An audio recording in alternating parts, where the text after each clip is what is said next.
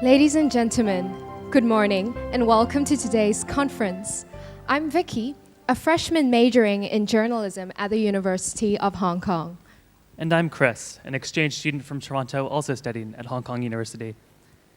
Our next session features mayors and officials from 4 C40 cities: Toronto, New York, Johannesburg, and Hong Kong. There's been a slight change to the program. Unfortunately, Ms. Harvey of the Financial Times couldn't be here. And so to lead the discussion with our distinguished guests is Mr. Stephen Xu Sitao, the China Chief Representative for The Economist, as well as Director of Corporate Advisory Services for The Economist Group. Mr. Xu Sitao, may I invite you to lead the discussion?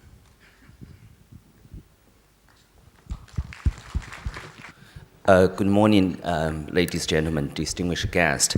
My name is Xu Sitao, representing the Economist Group, which publishes The Economist magazine.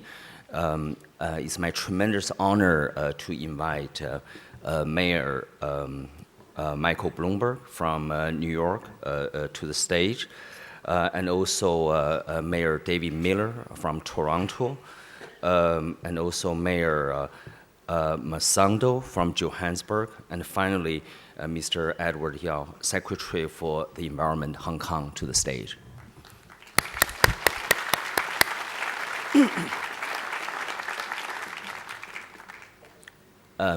Mr.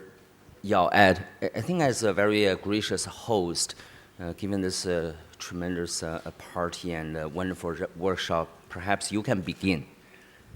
Well, I should begin by saying a big thank you for Mayor Miller, who has been playing a very good chairman for C40 in the last couple of years, and I'm looking forward to Mayor Bloomberg's leadership for C40. You know, Hong Kong has been a member of C40 relatively recently, but we have been trying to play an active part in joining the conferences before, and this is in fact a very precious occasion where Hong Kong can play host to this event.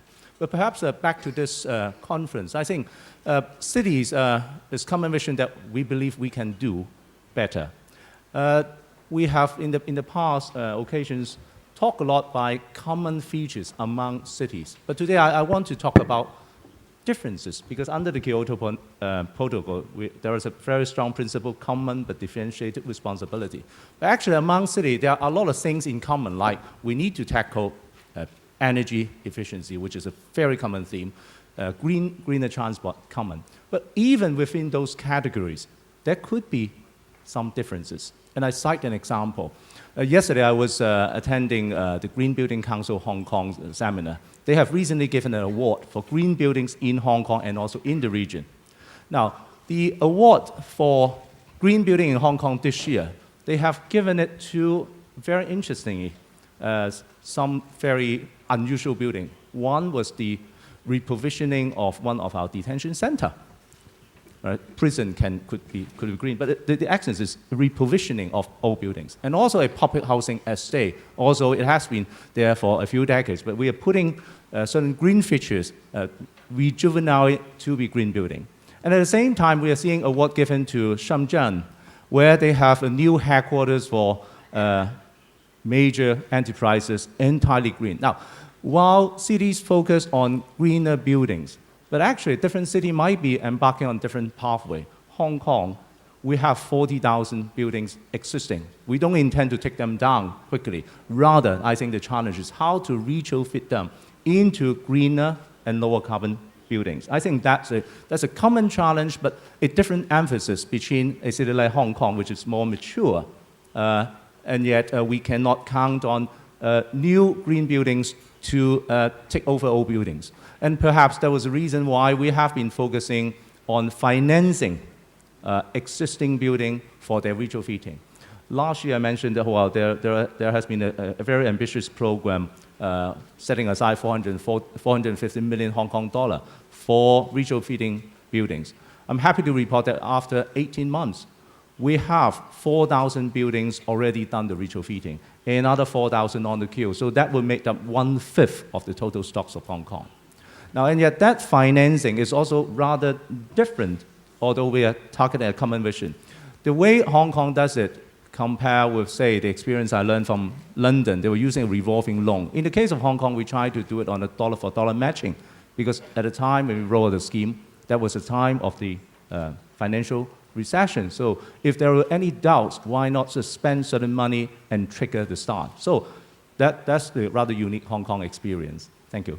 Thank you, wonderful. Later on, I'm going to ask you what you have been doing actually with the Chinese cities. But before I do that, I would like to invite Mayor Bloomberg to say a few words. Of course, Mayor Bloomberg, you need no introduction. There are a lot of Bloomberg terminals in this city. Not enough. Actually, New York and Hong Kong have an enormous amount in common. I was earlier today with the chief executive, and we were talking about how much greenhouse gas we produce per capita. Most cities, 80% of the pollution comes from transportation, 20% from buildings. In Hong Kong and in New York City, it is exactly the reverse, because we live so densely. There's mass transit, people walk, and so our focus has been on buildings, and particularly the older buildings. We estimate that 85% of the buildings that exist today will still be there in the year 2030. New buildings aren't much of a problem. People today, for economic reasons, are building their buildings much more environmentally friendly. The question is, what do you do about all of those older buildings that are going to account for more and greater and greater percentage of our greenhouse gases?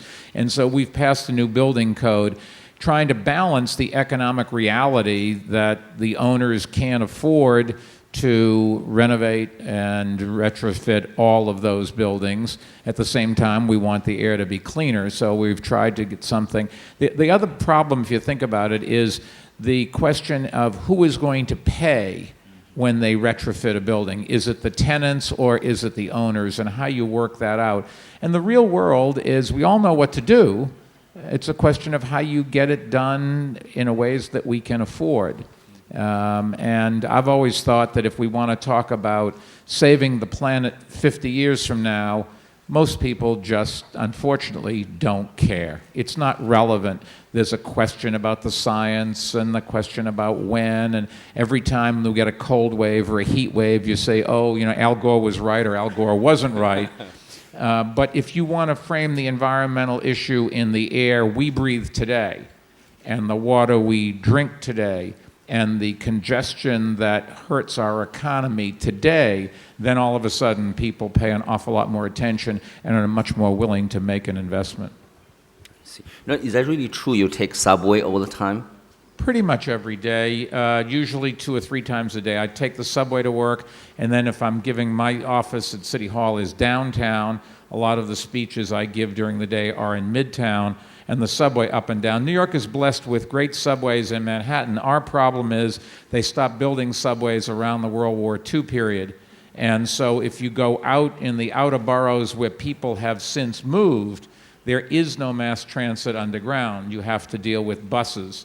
And buses really are the only solution for that. The economics of building a subway in this day and age. And we're building 2 new ones. One's a good deal, one is not.